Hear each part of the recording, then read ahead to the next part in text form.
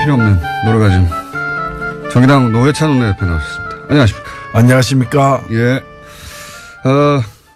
한 주간에 벌어진 일들을 저희가 쫙 논평해가는 시간인데, 아무래도 이제 방중, 워낙 말이 많았어요. 홀대론, 혼밥론, 뭐 등등등. 할 말 많으시죠? 근데 뭐 홀대론인가요? 예. 뭐 대접을 초라하게 받았다는 건데 그렇죠. 아마 또 대접을 화려하게 받았으면은 예. 저는 초라하게 받았다고 생각하지 않지만 예. 화려하게 받았으면 또 외화 내빈이다. 결론을 딱 정해놓고. 예. 겉만 번지르르. 그렇죠. 예. 당했다. 뭐. 그렇죠. 근데 진짜 중요한 것은 한중 관계의 어떤 변화를 모색하고 또 실현해 냈는가 이제 이런 실속을 따져야 되는데 이제 그런 걸로 봐서는 굉장히 6개월 전하고 비교해 보면은 6개월 예. 전만 하더라도 한중 관계가 걱정스러운 관계였잖아요. 그렇죠. 예. 파탄 직전에 이 관계를 어찌 보면 극적으로 이제 지난 가을부터 회복시키고 예. 그걸 확인하는 그런 이제 방중이었기 때문에 굉장히 이제 반환점을 돌았다. 분기점을 넘었다는 점에서 의미가 크다고 저는 생각합니다. 그런데 왜 그러면 국내 이제 주로 이제 보수 매체 중심으로 처음에 재개가 됐고 이게 이제 이런 이야기가 워낙 많이 나오다 보니까 다른 미디어들도 뭐 홀대론 논란 이런 식으로 계속해서 확대 재생산이 됐는데 왜 이런 홀대론을 들고 나왔을까요? 국내 언론 특히 보수 언론들이. 뭐 팩트 사실에 입각해서 뭐 보도한다기보다는 정치적인 어떤 공격을 하고 흠집을 내기 위해서 모든 걸 다 끌어다가 쓰다 보니까 스스로 이제 논리도 엉켜버리고 이번에도 뭐 혼밥. 예, 혼밥. 예. 혼밥. 저는 사실 역대 대통령의 해외 순방 이벤트 중에서 예. 이번에 아침을 중국 식당에 가서 먹은 거. 네, 서울식당. 최고 이벤트라고 생각됩니다. 중국 내에서 사실 평가가 높은 걸로 알고 있는데. 예, 저도 사실 좋아하거든요. 예. 아침에 가면 중국 가면 저는 호텔에서 아침 안 먹고 예. 호텔에서 보면 보여요. 인근에 예, 예. 출근하는 어머니가 애를 갖다 자전거 싣고 예. 애를 유아원 데리고 자기네 직장 가면서 둘 다 식당에 들어가요. 중국 사람들이 아침을 거의 집에서 안 먹거든요. 아침을 식당에서 먹는다고. 가서 주로 가장 많이 먹는 게 유조라고 예. 중국말로는 다르게 발음하지만은 중국식 꽈배기예요. 설탕 안 묻힌 꽈배기. 그다음에 중국식 콩국. 예. 찍어서 먹기도 하고 이제 만두탕 먹기도 하고 이러는데 이제 어찌 보면 대통령이 외국 대통령이 국빈으로 방문해 가지고 수행원들하고 같이 중국에서 가장 서민적이고 가장 대중적인 식당 가서 먹은 거예요. 시진핑이 우리나라 방문해 가지고 예. 그냥 호텔에서 주는 화려한 한정식 안 먹고 그냥 종로 가가지고 청진동에서 해장국을 갖다 수행원들은 먹었다. 그러면 거죠. 그 노력, 그 자세, 그 열의에 대해서 감복할 거 아니에요. 국내 언론이 뭐 칭송이 자자했겠죠. 그러니까 네. 이 이벤트는 중국 국민들을 향한 이벤트지 한국의 일부 언론을 향한 이벤트는 물론 아니었죠. 예. 그러니까 중국 국민들 눈에는 굉장히 신선하게 바라봐 보이는 거고 단행한 뒤에 제가 또 다른 뉴스를 보니까 뭐 문재인 세트라 그래가지고 예. 중국 사람답게 또 이런 거 이제 세트로 해가지고 이제 상술에 이용하기도 하는 모양이던데 그만큼 반향이 있었다는 얘기 아니겠어요? 그거를 우리 보수 매체가 몰랐다기보다는 예. 그게 혹시 긍정적으로 국내에 보도될까봐 미리 혼밥이라고 하는 굉장히 기가 막힌 프레임을 짜서 열심히 TV조선이었던가요? 뭐 7기 중에 5기가 혼밥이었다 뭐 이런 식으로 보도했어요. 점잖게 얘기하면은 이제 부처 눈에 부처만 보이는 거죠. 그러니까 실제로 일본에 보면은 외톨이가 돼가지고 예. 밥도 혼자 먹고 그런 이미지. 혼자 밥 먹는 걸 갖다가 사람들이 쳐다볼까봐 두려워가지고 화장실에 가서 혼자 밥 먹는 경우도 있어요. 우리나라 대통령 중에도 그런 분이 있었잖아요. 프랑스 가가지고 외국 갈 때마다 전자레인지를 갖다가 호텔방에 갖다 놓고 혼자 데펴가지고 뭘 데폈는지는 잘 모르겠지만 한국에서 가져간 거 데펴다가 혼자 먹는 그게 일본어로 치면은 혼자 화장실 가서 밥 먹는 아이와 같은 상태라고 보는 거죠. 그런 걸 혼밥이라고 불러야지. 지금 이거는 어찌 보면 굉장히 저돌적으로 중국 사람들에게 그 마음에 파고들기 위해서 나는 이렇게 노력한다는 처절하게 보여주는 거거든요. 맞습니다. 이거 뭐 총리하고 아침밥 먹는 것보다 100배 낫죠. 100배 효과적인 전략적 외교 선택한 거라고 보고 실제 문재인 대통령이 아니라 박근혜 전 대통령이었던 보수 매체는 이걸로 가지고 아주 입이 마르게 칭찬을 했겠죠. 예, 했을 텐데 진짜 혼밥이라고 생각해서가 아니라 그렇게 초라하고 외교도 못하고 평가도 못 받고 외국에 나가봐야 같이 밥 먹어주는 사람도 없다. 이런 이미지를 더 씌우려고 한 거였겠죠. 예. 이걸 엄청나게 보도했어요. 근데 엄청나게 혼밥이라고. 정말 악의적이었는데 이렇게 성과를 깎아내는 이유 중에 하나가 곧 지방선거이기 때문이기도 하지 않습니까? 사실은. 사실은 뭐 이렇게 비판할 게 별로 없다 보니까 이걸 비판하는 거 아니에요. 그렇긴 한데 효과적이었다고 생각하는 것 같아요. 계속해서 써먹는 걸 보면. 그러면 이 중국 방문에서 여전히 남은 과제는 뭐라고 보십니까? 예, 일단은 더 나쁜 관계로 이렇게 변질되는 걸 막았다는 점에서 사드 문제를 둘러쌌던 그 긴장과 갈등을 일단은 봉합을 한 거죠. 근데 왜 봉합하냐 완전히 해결해야지. 근데 지금 당장에는 완전히 해결할 방법이 없는 거예요, 사실은. 절대 없습니다, 절대. 없기 때문에 더 악화되지 않도록 일단 만들어 놓은 것도 저는 성과라고 보고 이제 이걸 어떻게 잘 관리해 나가는 게 앞으로의 숙제인 것이죠. 뭐 그런 점에서 제가 볼 때는 양국 다 굉장히 노력을 나름대로 하고 있다고 보여집니다. 원래 중국은 사실은 이런 외교 문제가 있으면 외교 문제라는 게 예를 들어 전쟁이 나서 어느 한쪽에 항복하기 전까지는 봉합이거든요. 대부분 외교 문제라는 게. 어떻게 각자 이해가 다른데 완전히 해결합니까? 전쟁 나서 한쪽이 이겨서 한쪽이 점령하기 전까지 혹은 항복하고 누군가의 어느 일방의 요구를 굴욕적으로 최선이 안 되면 차선이고 최악을 막기 위해서 차악을 선택하는 게 외교인 거죠. 자, 그런 과제는 여전히 남아 있다. 이 봉합. 봉합 이상의 해결책은 사실은 없어요, 현재는. 일단은 봉합이죠. 네. 일단은 봉합이고 전쟁할 때도 보면은 휴전을 하는 것이지 무슨 불가침 조약을 맺는 게 아니잖아요. 한 단계는 그렇게 나가는 거고 이번에 저는 하여튼 아까 말씀드렸습니다마는 아침을 갖다가 충칭인가요? 거기서 네. 아침을 갖다가 중국의 가장 서민적인 식당 가서 먹은 그 이벤트, 혼밥 이벤트를 만든 사람은 이벤트. 저는 상 줘야 된다고 봅니다. 상 줘야 된다, 오히려. 오히려 상을 줘야 된다. 혼밥 이벤트라고 하시면 안 되고 서민식당 이벤트. 그렇죠. 자, 고평가는 그렇게 하시고 지금 정치권에서 핫한 게 두 가지가 하나는 통합을 이제 한다. 곧 선언할지도 모른다. 크리스마스 선물 뭐 이런 얘기도 나오고 있고요. 본인에 대한 선물이겠죠. 다른 사람들에 대한 선물이 아니라 선물 이야기도 나오고 있고 또 한 가지 덩어리는 자유한국당에서 이제 당협위원장 교체, 당협위원장 교체라는 게 일반인들한테는 크게 와닿지 않은데 국회의원들한테 생존권이거든요. 이게 굉장히 큰 일이 있었습니다. 그 관련해서 내부에서 이걸 왜 했느냐, 누가 바뀌었느냐, 누군 들어가고 못 들어갔느냐 말들이 있는데 우선 통합 선언 하겠죠? 여기까지 왔는데.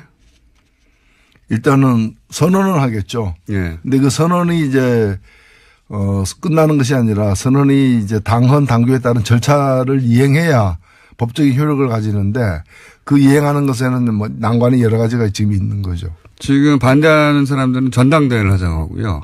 안철수 대표는 아마도 뭐라고 부릅니까? 전당원 투표요. 예. 모두 당원인 사람 모두 이제 투표권을 가지고 왜냐하면 호남 지역에서는 지지하지 않는 통합을 반대하는 사람이 많지만 다른 지역에 또 여론을 다룰 수 있으니까요. 전당원 투표를 하자고 하는 것 같고, 예. 반대하는 쪽에서는 무슨 소리냐. 당원 당규상 전당대회 해야 되는데 이러고 있습니다. 그러니까 여기 합의가 안 되면 사실 이혼할 가능성도 상당히 높아져 있습니다. 그렇죠. 그러니까 바른정당 입장에서는 선거연대까지도 할 수 있다라고는 어떤 가장 약한 어떤 결합으로서 그러면서 이제 가장 세게는 이제 일부에서는 또 이혼하고 와라. 이혼하고 와라. 오히려 그게 더 낫다. 일부를 도려내고 오는 것이 자기들은 더 낫다. 뭐 이렇게 보는 쪽까지도 있는데 일단은 완전한 통합은 그렇게 쉽지는 않을 것 같아요. 양쪽 다. 물론 통합을 하게 이 드라이브를 계속 가서 이제 통합까지 가려고 하면 국민당 내부에 당에 남아있을 수 없다고 하는 사람들도 있겠죠. 그러니까 산수, 그러니까 지금 각각 소속 의원들의 산술 합으로 통합된 당의 의원들 수가 유지되지는 않을 것 같아요. 적어도. 그렇죠. 예. 지금 39명 중에서 뭐 14명 정도는 완강히 반대하는 분들이니까. 최소한 뭐 10명 정도 나가버리면 들어오는 것보다 많아지니까 숫자가 더 줄어들거든요. 숫자가 줄어들음에도 불구하고 이제 하려는 이유가 숫자가 중요하지 않다 지금은. 그렇죠. 예. 예. 그 보수 재편의 그림 속에서 진행되는 게 아닌가. 예. 결국 중도 보수로 규합해가지고 범보수로 확장하는. 예. 그걸 갖다가 이제 대권 전략으로 이제 보는 거죠. 안철수 대표는 그러니까 진보 진영의 유권자들이 그쪽에서 지지 기반이 본인이 약하다고 판단한 것 같아요. 그래서 떠나는 겁니다. 지금 사실은. 본인의 정체성을 새롭게 발견한 거죠. 알고 보니 보수였다. 뭐 이래가지고. 예. 자기가 하려고 했던 새 정치는 새 보수 정치였다. 지금. 대면이에요. 예. 대면. 자. 방랑 정치죠. 방랑 정치. 자유한국당 사정은 어떻다고 보십니까? 지금 홍준표 대표가 사실은 친홍 체제를 차근차근 구축해가면서 친박들은 계속 쳐내고 있어요. 예. 예. 거기에 친박을 제압해 가는 데는 어느 정도 성공했습니다. 실제.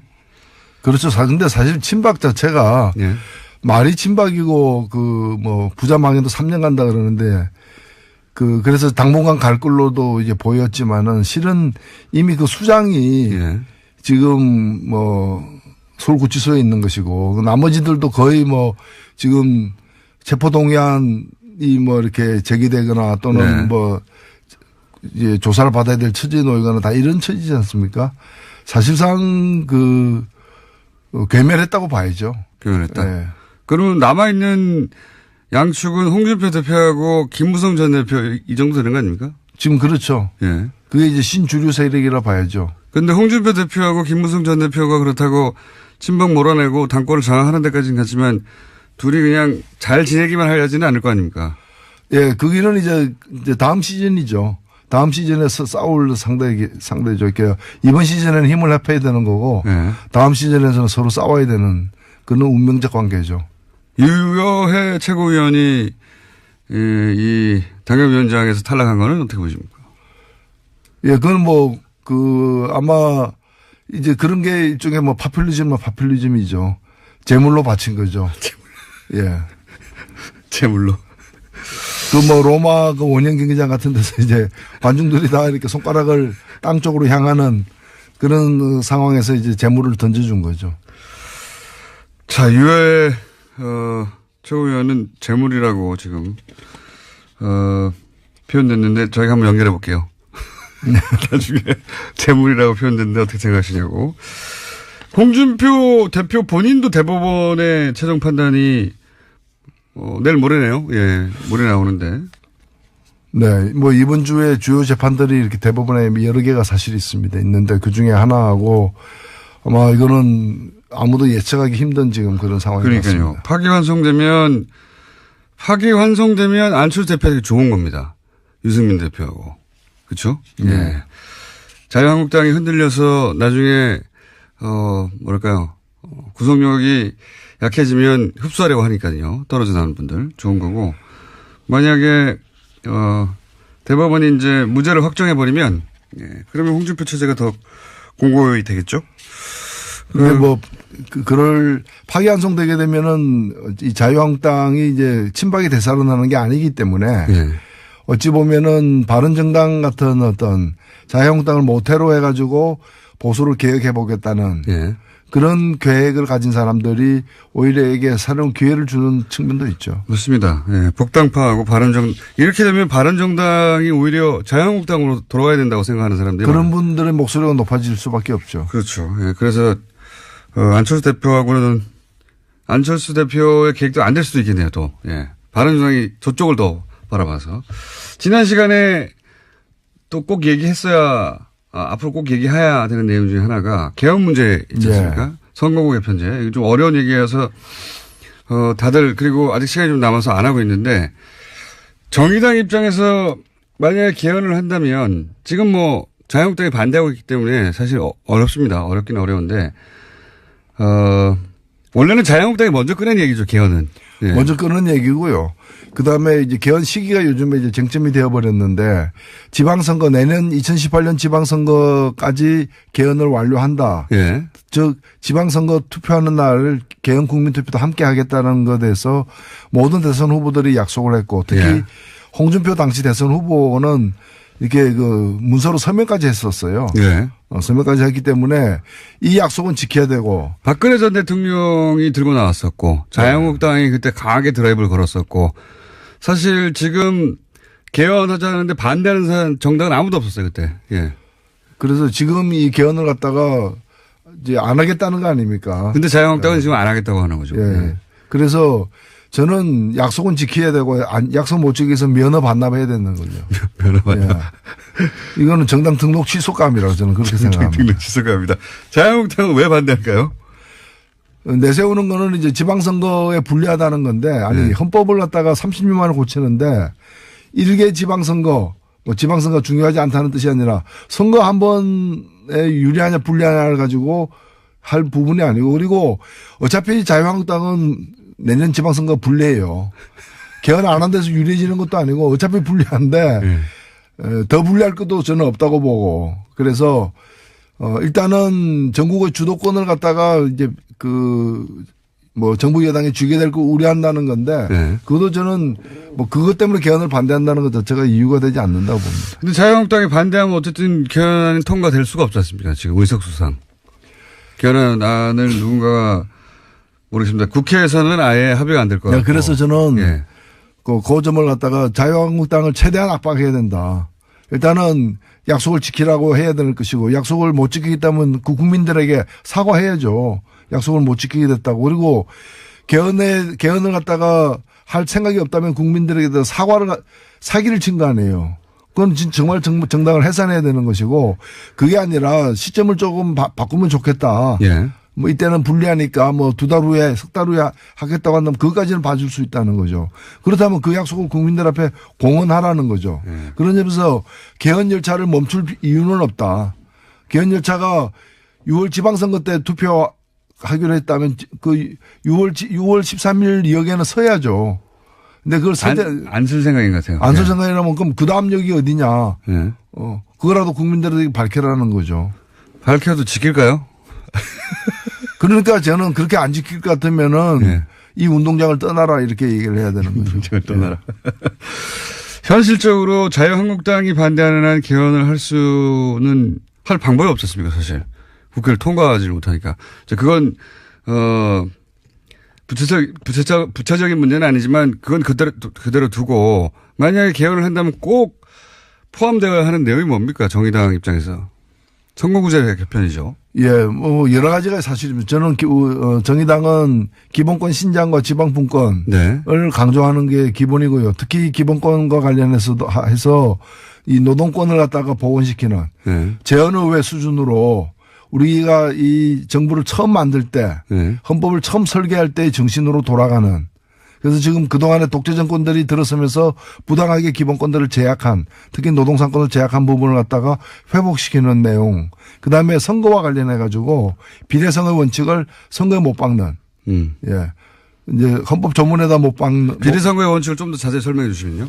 네. 이제 국민의 민심 그대로 선거 결과에 반영될 수 있도록 하는 이거는 여러 가지 측면. 하나는 이제 선거 제도와 관련해서 지금의 선거 제도가 예를 들면 가장 뭐 비근한 예로 정의당이 7.3% 얻고 의석을 7.3% 가지는 게 아니라 의석은 2%밖에 못 가지는 이런 문제들. 그다음에 인구 대비로 표의 등가성 문제. 그 농촌의 한 표가 도시의 뭐 2표하고 비슷한 지금. 그건 왜 그런지 설명해 주십시오. 그게 이 선거구를 획정할 때 예를 들면 10만 명당 1명을 뽑는다고 이러면 농촌 같은 도시에는 20만 명당 1명까지를 허용하는 거예요. 독일 같은 경우에는 1.5 이상이 되면은 위헌이다. 뭐 1.25, 1.3대 1 이렇게 이제 비율을 정했는데. 예, 비율을 정하고 있는데 우리는 지금 2대1까지 허용하고 있거든요. 그러니까 이제 농촌 지역이 어차피 인구가 좀 적어서 네. 1대1로 할 수는 없다 하더라도 그 비율이 너무 차이가 난다. 그렇죠. 예. 이제는 지금 2대1까지 허용하고 있는데 1.5대1 정도까지로 낮출 필요가 있습니다. 그래서 근접하게 만들어야 되는 도시 15만 명이 농촌 10만 명하고 같은 대표성을 갖도록 하는 정도까지는 지금은 농촌 10만 명은 도시에 20만 명이 되는 네. 꼴이 되기 때문에. 그러니까 농촌에서 지지하는 정당이 유리하죠. 네. 그렇죠. 정치 세력이. 그래서 농민들의 어떤 그 목소리를 정치에 반영하는 것은 당연히 필요하고 중요하지만은 지금 이것이 농민들의 목소리를 반영하는 구조가 아니라 그렇죠. 농촌의 그 보수적인 기득권 세력들을 갖다가 그 정치 세력들을 연명시키는 제도로 악용되고 있기 때문에 이 비례성의 원칙을 갖다가 더 되살리는 그런 이제 그 헌법 조항을 갖다가 삽입하는 것이 필요하다는 거죠. 그러니까요. 10만 지금 명. 국회 개헌특위에서도 네. 국회 자문위원회 안으로 이렇게 나와 있습니다. 나와 있다. 요는 결국은 표를 받은 만큼 국회의원들이 국회에 진출해야 되는 게 맞고 또 하나 도시와 농촌을 비교하자면 농촌인 보수 성향 때문에 이제 보수 정치 세력이 유리하게 지금 짜져 있는 비율을 낮춰야 된다. 예. 그런 말씀이신 거죠. 그 두 가지가 반지. 그러니까 요 비례성의 원칙은 뭐 명칭은 여러 가지 있습니다. 뭐 독일 정당 명부제부터 시작해서 많은 명칭이 있는데 뭐라고 부르든 간에. 그리고 지금 권력구조에 대한 여러 가지 안들이 나와 있지만은 어떤 권력구조가 채택되든 국회의 권한이 다소 지금보다 많아지는 건 사실이거든요. 네. 그렇다면 국회의 권한을 지금처럼 잘못된 선거제도를 가지고 뽑힌 국회의 권한을 더 높이는 것은 더 문제가 있을 수 있기 때문에 국회의원을 민심이 그대로 반영되는 선거제도가 전제된 후에 그 속에서 새로 뽑힌 국회의원들이 권한이 다소 높아지는 거라면 몰라도 현재와 같은 상태에서 국회의 권한이 더 높아지는 것은 바람직하지 않을 수도 있다. 저는 그렇게 봅니다. 정의당 입장에서는 이제 내각 책임제도 지금 뭐 현재 일당이 될 수 없으니까 내각 책임제도 괜찮다, 좋다 이런 입장이죠. 이론적으로 보면은 내각 책임제가 가장 우수한 제도라는 것은 뭐 이론이 없습니다. 누구나 다 인정하는 거고요. 문제는 타이밍의 문제인데 그것을 지금 우리의 국민들의 요구, 그다음에 정치 문화, 그다음에 국회에 대한 어떤 신뢰 정도 여러 가지를 종합했을 때 국회의원의 실력도 넣죠. 그렇죠. 그것이 또 정당 정치의 어떤 발전 정도 이런 것들이 지금 당장의 내각제를 실현할 정도가 되느냐 안 되느냐에 대해서는 다양한 판단이 사실 있는 거죠. 개인적으로는 어떻게 생각하십니까? 저는 내각제가 훌륭한 제도로 생각하지만은 지금 당장에 국민들의 동의를 얻기에는 여론조사 결과가 나타나는 것처럼 쉽지 않다는 생각을 갖고는 있습니다. 물론 방향은 우리는 내각제 방향이지만 근데 더 위험한 건 뭔가 하면은 소위 분권형 대통령제라는 이름 하에 숨어 있는 이원 집정제. 뭐 대통령은 외치, 그다음에 그렇죠. 수상은 내치. 그리고 대통령은 권한을 한 20% 갖고 국회에서 선출된 국무총리는 한 80%의 권한을 갖는. 저는 이건 굉장히 위험한 방식이라고 생각들어요. 왜냐하면 4천만 명의 국민이 뽑은 사람은 20%의 권한을 갖고 300명의 국회의원이 뽑은 국무총리는 80%의 권한을 갖고 그리고 내치 외치를 어떻게 구분합니까? 개성공단은 내치입니까 외치입니까? 한미 FTA는 내치입니까 외치입니까? 그 뒤에 깔린 의도는 뭐라고 보십니까? 그건 대통령 당선되기 힘든 집단들이 권력을 서로 나눠 먹기 위해서 너는 20%짜리 권한을 갖는 대통령, 우리끼리 모여가지고 우리는 80%의 권한을 갖는 실세형 총리 이렇게 해서 그래서 자기들 모이는 그 약속 장소를 제3지대라고 붙이고 제3지대에서 모입시다 뭐 이렇게 해가지고 모여가지고 뭔가를 그래서 새로 뽑히는 대통령은 임기를 갖다가 5년이 아니라 줄이겠다. 줄인 다음에 이 개정된 헌법을 가지고서 이제 분권형 대통령제를 실시하겠다는 것이 지난 대선에서 그렇죠. 일부 당선 가능성 없는 연합의 어떤 그런 과제였죠. 자기들이 단독으로 단성이 안 되니까 힘을 모아서 그거 힘을 모으니까 이해가 달라지니까 어떻게 나눌 것인가 하는 가운데 그런 아이디어가 나온 거죠. 그래서 저는 정리를 해야 된다고 봅니다. 이 대통령의 권한이 과도하게 헌법상에 많이 있다면은 그걸 국민이나 국회로 이렇게 또는 지방정부로 넘기는 그런 권력을 갖다가 좀 이렇게 조정하는 것은 필요하다고 봐요.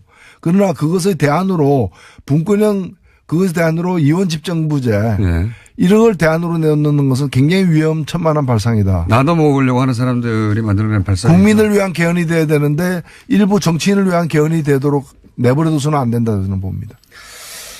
오늘 좀 심각한 얘기를 했습니다. 네. 근데 이 개헌 이야기는 아직은 시기가 이르다 싶기도 하면서도 한편으로는 이제 시간도 없어요, 별로. 이제는 해야 됩니다. 그리고 네. 국민들에게 해온 약속이고 네. 마지막 개헌한 지 30년이 됐습니다. 그 이전에 40년 동안 9번 개헌하고 30년 동안 개헌 한 번도 안 했거든요. 그래서 묵은 숙제를 갖다가 털어버리는 그런 개헌이 필요하다고 봅니다. 현실적으로는 근데 쉽지 않은 상황이다. 네. 오늘은 여기까지 하겠습니다. 지금까지 정의당의 노회찬 원내대표였습니다. 감사합니다. 네, 감사합니다.